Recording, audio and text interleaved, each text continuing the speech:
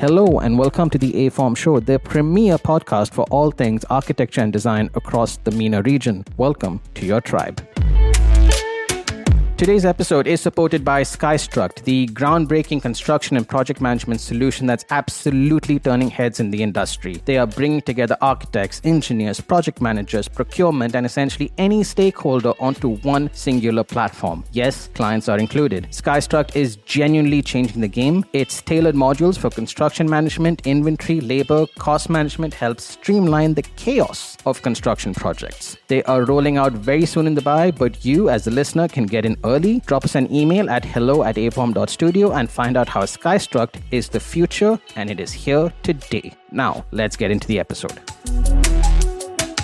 Welcome to the show, everyone. Today we are joined by Marko Rjunic, Managing Director of Point Concept Studio. Marko has been pivotal in the design and delivery of truly unique retail offerings across the region. His attention to detail is unparalleled, and today we aim to uncover his insights and experiences along his design journey. So without further ado, let's get into it. Hi, Marko. Thank you for joining us on our show. It's a pleasure. Awesome. So for those who can't tell, this is probably the one time where I really feel aForm should have video. I know that we've had audio all this time, but I'm not going to give too much away. I'm going to let Marko tell you, the listeners, where we are and why it is important. Let us know where we are. Yeah, so we are currently in a Podster studio in Barsha. It's a podcasting studio comprised out of 4 different sets, 2 separate sets of different styles. And we have also an extension with another 2 studios. And it's a project that we developed end of 2022 and beginning of 2023. And it is important for us because it was a completely new and groundbreaking business idea by the owners, which required our help in obviously in execution and in the design part. And I'm happy that we managed to add the value to their concept and their brief and to enhance their initial idea, because obviously podcasting studio or any studio comprises out of studios, but we managed to add areas and spaces which contributed to the functionality of the space. So what happens before you record a podcast, what happens after you record a podcast, how to bring the people in, how to give them time after the session to interact, to build further relationships. And obviously looking now back in last 12 months of operations, it turned out as a success. And we also opened another project for them in Singapore. It's Podster 2.0. So we kind of learned some lessons here and find a space for some improvements and enhancements. And we applied them there. And then we'll tell you in a year whether it was a success or not. I have no doubt that it'll be a success. I mean, to be honest, I really like the space because I feel like I can see a good synergy between the designer and the client, right? On the one hand, I can see where someone like yourself has been like, no, listen, from a design point of view, we need to have these materials, this proportion, this kind of, palette of materials and so on.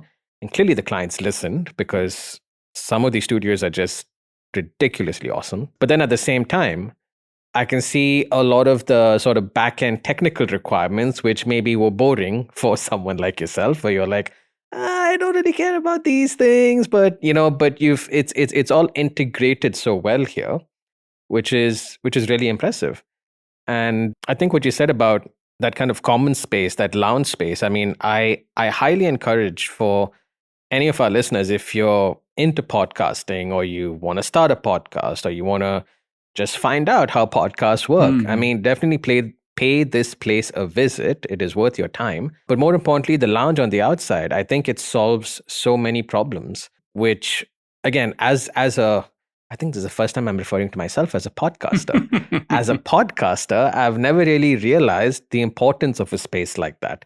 So yeah, well done, man. Well done. Thanks, Alan. I mean, for us, it's like, it was a kind of a discovery that, those supporting areas, supporting spaces are equally important as the main thing, as the main function of the space. Right. And we had a brief discussion before we started this of how we actually made a discovery of this common space and how much it adds to the value of the space and business. And there is actually a very good correlation with any other project or a brief for example, a residential building where you have an amazing apartment, amazing layout, spacious layout, and then you enter to it through a crammed or congested lobby with a poor lighting or poor design features. Yeah. So that kind of makes a bad first impression. Yeah. So that first impression is actually supporting areas, supporting spaces, and it's key thing that we as an architects and as designers can add to the projects.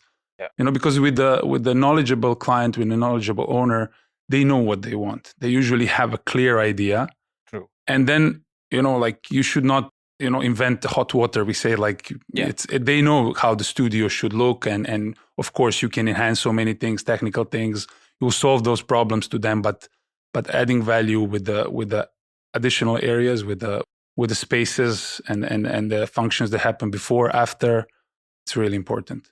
True, 100%. I then want to ask, because again, I'm just thinking in my mind, if I were to do a space like this, right? Again, like you said in the beginning, I think it was quite critical to mention that something like this has not been done before, or at least I haven't seen it done to this scale, to this level. Any projects which typically are of that nature have unique challenges that show up, which no one really can anticipate, because there's no, case study to refer to, or there's no similar project you can visit and be like, oh, okay, we can change this or refine this. If you're doing everything for the first time, you have first time problems that you come across as well. So I'm curious to know, with a space like Podster, or if there's another project that comes to your mind, do you have any of these first time sort of problems that showed up, and how did you solve them? Of course. I mean, first thing I would like to say that, experience helps a lot, obviously. And when you are used to problem solving on a day-to-day basis, right, obviously you know how to set up the problem. You need to know how to ask the right questions, how to explore, how to analyze the problem. And that helped a lot. Obviously, the client had a lot of experience with the podcasting. We as a consultant had a also decent amount of experience, maybe not directly with podcasting, but with solving the technical issues, solving the design issues, solving the functional issues, solving the space issues. So we kind of anticipated few problems from on the spot. One of them, for example, was the AC and the noise traveling through the AC ducts, like how to give a privacy, how to give a acoustic quality to the space. So all these things we kind of analyzed and anticipated throughout the process of the design. Of course, not all of them we were able to solve through the process of design. Some of them also were issues or challenges that emerged after the during the actual operation of the space. Exactly. And this is also something, it's very important to emphasize that, even with the best of design, every client, every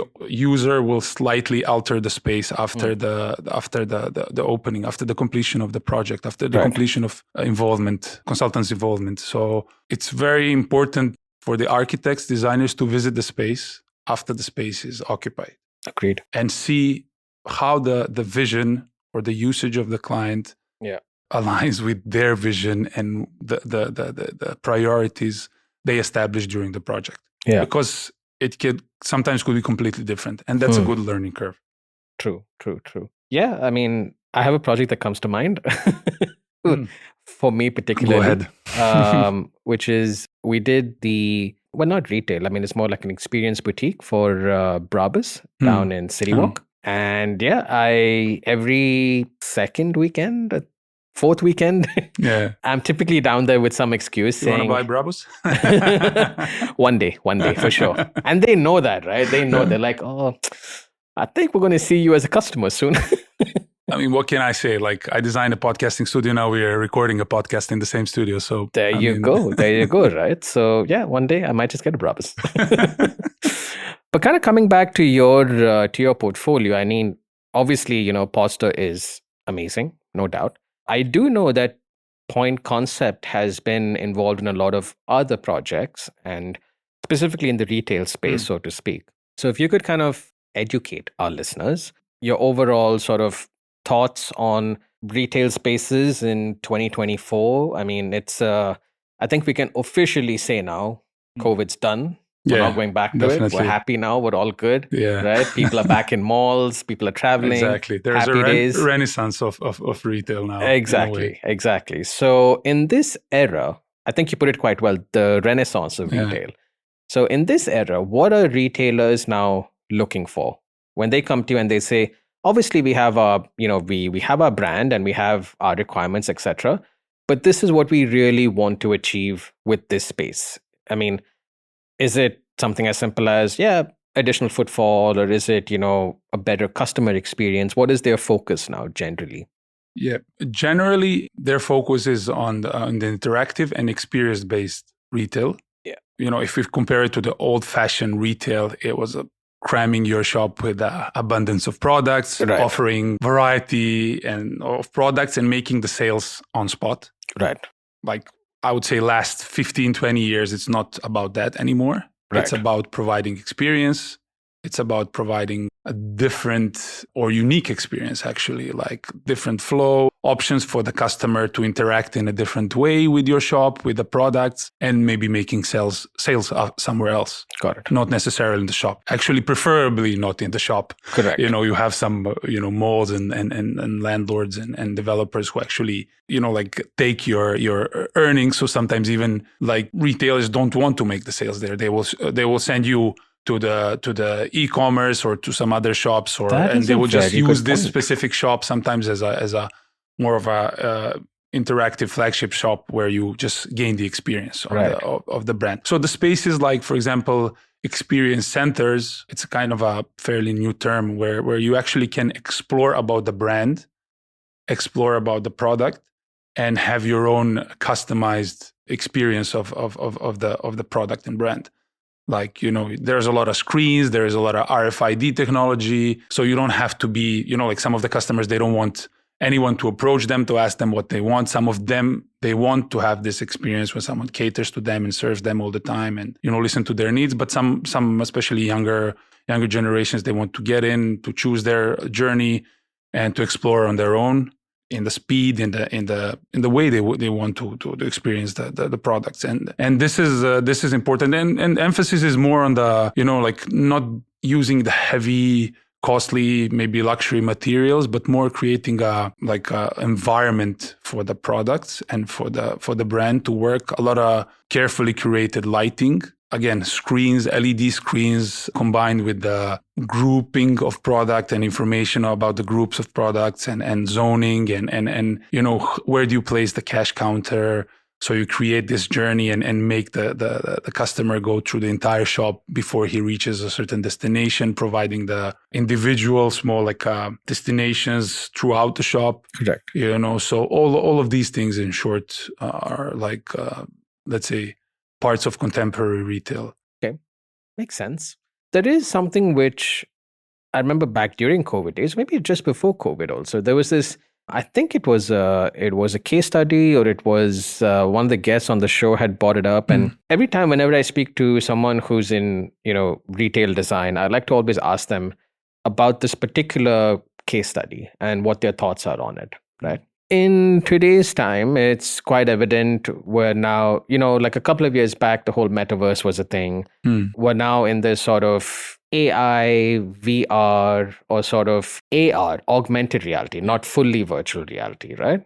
So the case study was, technically, if you're a retailer, right? Let's say you're a retailer with 10 brands under you. Theoretically, if you were to simply get a retail space of 1,000 square feet or whatever, completely white out the entire space, put some white, pillow tea type tables all around.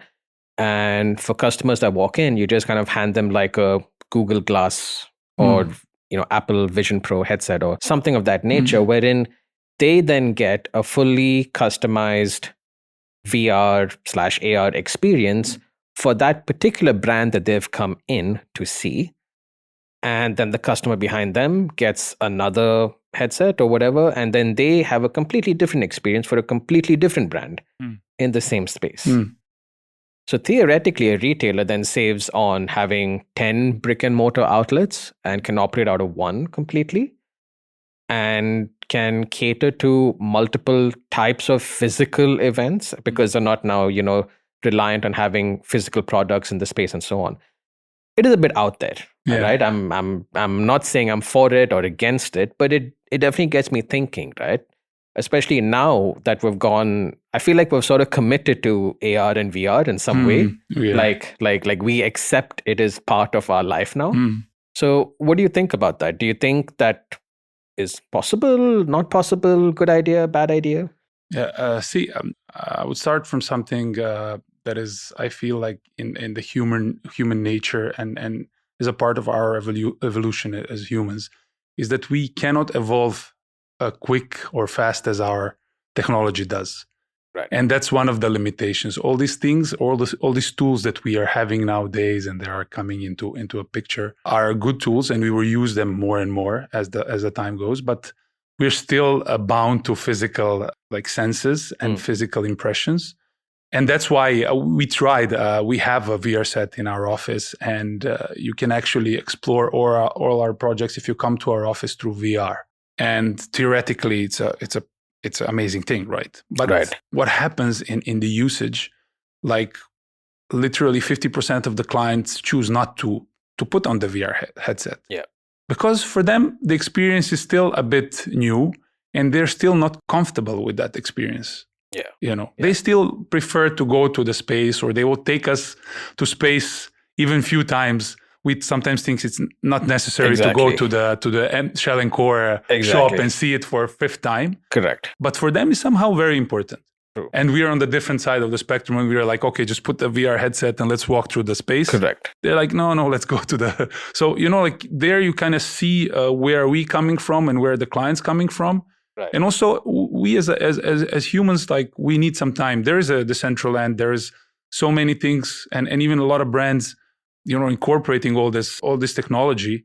But obviously, it will take time for the humans to adopt it in a way when they feel comfortable with it. And I think that's the answer to your question in a way, because theoretically, you can create white shop of 1,000 square meters and have as many brands as you want with putting on the VR glasses and just walking through the space, and then even customizing the experience as much as you want, and giving options to the customers. But when we come to the when we go out of the theory and we come to the practice, people want to feel things. They want to walk in, they want to feel the smell, they want to use their senses. Yeah, it's not just about eyes. So that's the thing, and they want to see where the shop is, what's the context of the shop. Sometimes the staff and the people and the interaction with other people, other customers, will make a difference for them. Actually, it's very intangible in a way to pinpoint why sometimes the technology will not work. Correct. True.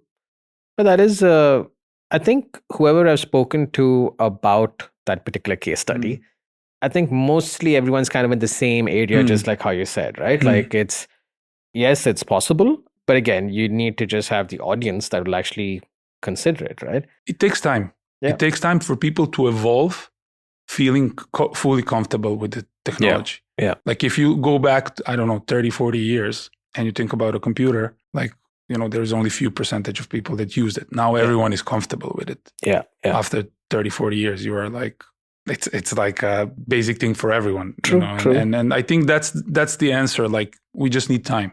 Yeah. These are very good tools, and they will enhance the retail experience and our lives and the way we do the things and the design process. But we just need time to kind of incorporate them in a proper way. I had a very key learning about this. This was maybe 8-9 years back.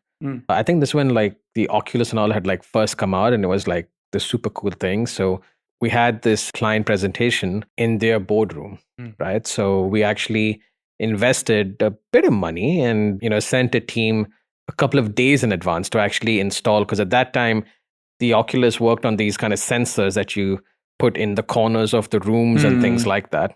So we did all that, right? And had a super cool presentation, fly-throughs, It was a master plan project. So we had these vehicular car drives through the entire thing. And we thought it was very cool, right? We reached there and we're all set up, waiting for the chairman to walk in. The entire kind of C-suite walks in and they all sit down and we're like, yeah, so we're so and so and so, we're presenting this project, et cetera, and we have no printouts.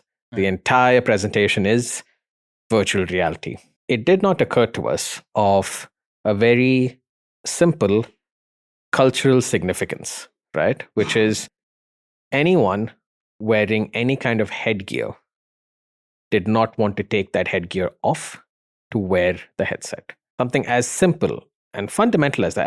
And by all means, they absolutely should not, right? But in order to use the headset, they kind of have to, because how else do you use the headset? Exactly. Anyway, that presentation did not go very well, needless to say. But the key learning was exactly that, unless the people are actually ready, it's not really going to happen. Yeah, we had a similar experience in short with a client who is like 50 plus. Right. And then he felt a bit uncomfortable. First time you try VR, you will feel a bit dizzy. Yeah. I feel like throwing up even. So he was feeling dizzy. He didn't like the experience. He has a certain hairstyle that also didn't, doesn't work with this. 10 meetings that day and we were, supposed to ruin his haircut early morning. So all these things you have to consider. It's true. Yeah. Interesting. So I think we still got a bit of ways to go actually for that whole sort of complete VR immersion sort of thing. Definitely. Like any other tool. Yeah. So speaking of tools, workflows and things like that, I'm quite interested in point concept now, right?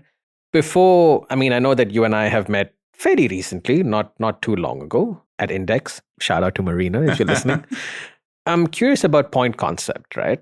Without offending anyone, there are many fit out design firms in Dubai. I think even more so now. I feel like I've seen them grow significantly after the pandemic. So I guess the very simple question is, why point concept? What makes you guys different? Why do clients come to you over your competition? Care to enlighten us? Yeah. Just a small correction. We are not doing any fit out. We are purely a consultancy. Right. Just to be on the same page there. So, in this format, the company is established in 2018. And from there, we grown to a 10-person team. And we did 150 plus projects in span of 6 years. So we are pretty proactive, pretty busy, and a small powerhouse of people, all architects who are very skilled and proactive and hands-on based. All of them are running usually their projects from the A to Z and through all the design phases. And I would say that would be the answer, maybe why point concept, because a lot of companies, like you mentioned, design and fit out. First thing for me personally, I always think that merging design and fit out, it's not a good idea. It's not a good approach. It might work for smaller projects and smaller budgets, but when you need a really laid out plan of actions and you want to achieve the success on a more complicated brief, more complicated project, right, you really need to kind of divide the tasks properly. And you need to have this triangle where you have a client, where you have a contractor, and when you have a consultant, equilibrium, which works, which is in balance and helps everyone focus on their own thing, like client to achieve their goals, their requirements, you as a designer to achieve your designs and solve the problems and transfer client's brief into something that is physical, and then contractor to focus on the execution, on the procurement, on the due diligence, on the site related things, on the authorities and whatnot. And this is the thing and the experience we are providing to our clients. We help them keep the control throughout the entire process. We are their advisory. And also important thing there is that we are not focused only on the design part. And for me personally, and this is the kind of philosophy I try to kind of transfer to the rest of my team, the architecture and the design or the interior architecture, as we like to call our practice, is a holistic thing. It's not about design concept. Of course, that's the first important step. True. But it's equally important to do a proper development, shop drawings, choose the lighting, choose the specs, choose all the elements of any specific project, and then also help client get pricing or costing right. Also review that costing once it's done and make sure that what you can execute for the client's budget and how to because you seldom, like in 80% of the cases, 90% of the cases, the costing will go above the budget, right? Yeah. It's never been that, oh yeah, we came under the budget. Now what can we use this remaining money for? Very rarely, if ever. So anyhow, then also this advisory role of an architect or of a consultant comes into place, because a lot of people, and to be fair, like we are not taught to think about this. We are True. not. That's not a process of learning process in our faculties in our schools. So it's something you learn through experience, that after you design something nice and it works and it looks good, you need to kind of take care of it in a financial way, and and get to the point where it's actually achievable. Because if it's not achievable, it's not going to happen. True. That it will not be executed, and then it's just then it's a line on the paper somewhere, or a nice rendering that is somewhere paper architecture. Yeah, exactly. And this is why I think the people choose us. And of course, you need to have this experience. And usually what we have a lot is returning clients, because I strongly believe the offer or the service we provide, it's again comprehensive and from A to Z. And I feel they value this experience of having their initial idea and requirements listened to, transferred into a design, and then all of that transferred into a physical space on a price that they're okay with, and they're feeling comfortable with. Yeah. And it fits their business ideas, like a big scheme of things. We have the retailers who have like 10 shops a year. So imagine if you can cut like 5% or 10% of the budget, that's another shop. Exactly. So, and and making money in retail is not easy, to be frank. Like they're always, all of them are making savings, and trying to cut the costs so they increase the profits. And, so that will be in short, in long. Okay. I don't know. No, fair enough. The explanation how the point concept started, and our focus is mainly, maybe just to highlight, 80% of our work is retail, and it's mostly the mall units, because most of the retail in UAE happens in malls. We have some corporate projects, we have some residential projects, but the retail is our bread and butter, and the field in which we are most experienced. Right. I've actually always wondered this, again, because I haven't done a lot of retail myself, clearly. There are these different typologies of retail, right? Like, like you said, the most common one is the malls, but then around Dubai, you also have, if I'm thinking of, let's say Box Park, which is more this kind of strip mall type of thing. And then just driving into Potsdam, like around the corner, there's like this standalone Shake Shack and, Starbucks, which is a whole, different kind of thing. So I guess my question is, from a design point of view, would you design that space differently given where it is as compared to, say, a mall, or say a strip mall, or say a standalone unit? Does it impact the design in any way? For sure. Because this is another kind of a way or another example to enhance this idea of the supporting spaces and the location. Because the way you reach the certain space or the certain retail space adds to the experience. Right. Obviously, in the there are even some technical requirements if we have to go to the hard facts that like the AC requirements and the external branding or external signage, or these things that have to be different in something that is standalone retail or like a street shop. True. Rather than a shop in the mall. You have, interference of daylight that you have to consider, which in the mall is not the case. Traffic noise, and things like even here in this space we discussed that, because this place is next to the busy street. So we had to eliminate all the, noise coming from there. So yeah, definitely. And for us, generally, it's all about the context, and in every possible way. Like when I say context, I mean what is the style of the client?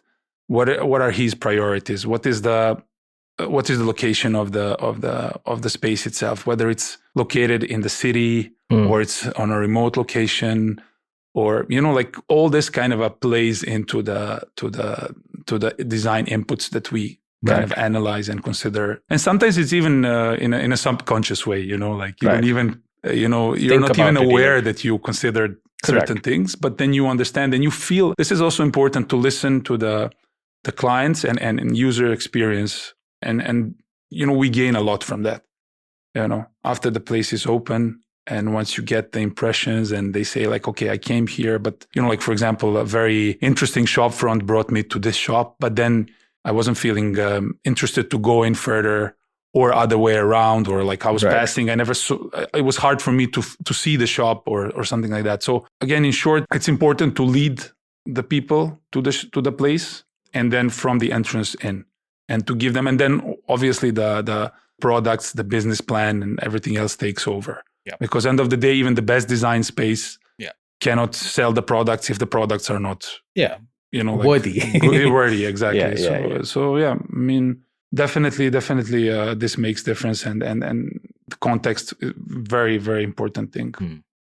True. I mean, now that I think of it, it makes sense. It would be significantly different. I suppose I didn't think of all those factors before. I then want to ask you, Marko, because, like you said, clearly you've done so many projects, 150, I think it was. Yeah. Plus. To be honest, I lost the count. I'll tell you why. Because because we have official count in the office, but how to count? Because I would say 150 executed projects. Exactly. Like completely open shops. But of course, we had a lot of concepts and, projects that stopped in certain phase. Right. Not, necessarily because there was anything wrong, but sometimes the client ran out of the budget, or they just changed their idea, or decided, to.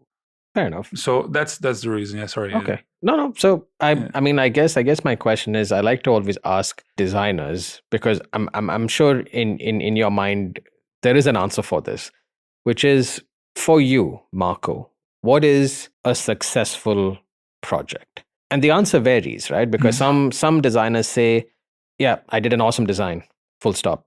That's a success. Or my client was under budget. That was a success. Or, it really varies from every designer. So for you, what is, for Marko, a successful project?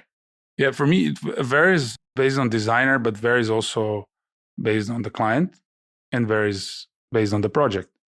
So every project has different priorities, I would say. And our goal in short would be to achieve those priorities and solve the problems in a most efficient way.